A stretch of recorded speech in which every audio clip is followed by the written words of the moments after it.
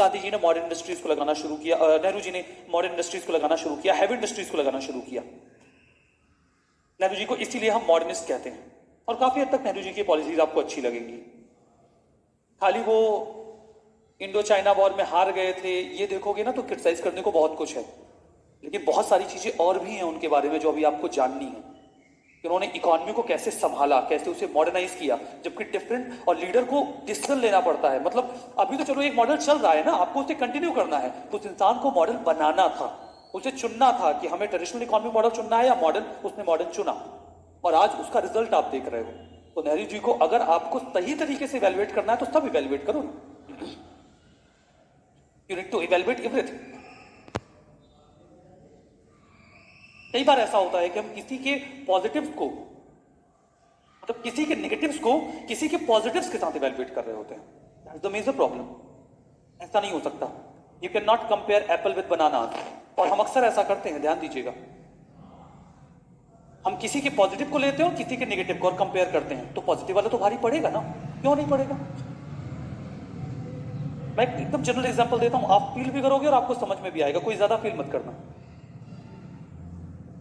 मान लेते हैं किसी की कोई महिला मित्र है, अक्सर ऐसा होता है, मॉडर्न रोमांटिक कपल्स, एमआरसी,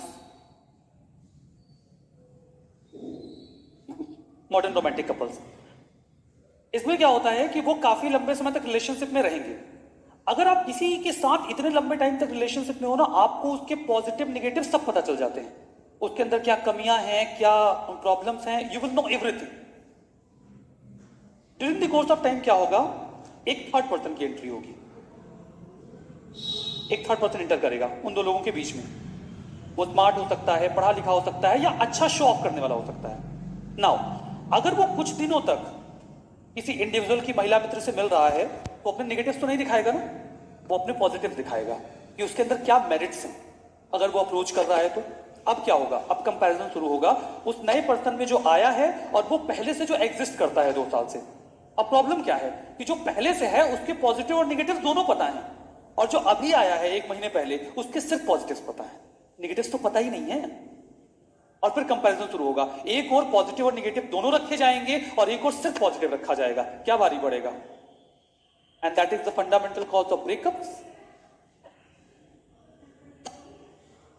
ये फंडामेंटल कॉज है ब्रेकअप्स का, मिस्ड इवैल्यूएशन, मिस्ड इवैल्यूएशन। फिर क्या होगा कि वो उनके साथ रिलेशनशिप में चली जाएंगी, असली रंग तो दिखेगा ना, 2-4 महीने में असली रंग दिखेगा, फिर पॉजिटिव और नेगेटिव दोनों दिखेंगे, और तब फिर क्या होगा, एक और ब्रेकअप,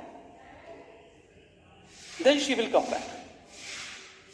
कॉमन है, हाईली कॉमन है।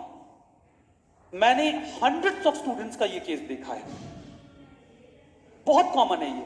तो इसीलिए कहा जाता है when you are having evaluation, तो पॉजिटिव पॉजिटिव्स रखो, नेगेटिव नेगेटिव्स रखो, तब ना इवैल्यूएशन होगा। एक तरफ पॉजिटिव नेगेटिव दोनों रखते हैं, एक तरफ सिर्फ पॉजिटिव रखा है, कैसे करोगे इवैल्यूएट? हमेशा गलत इवैल्यूएशन होगा, हमेशा।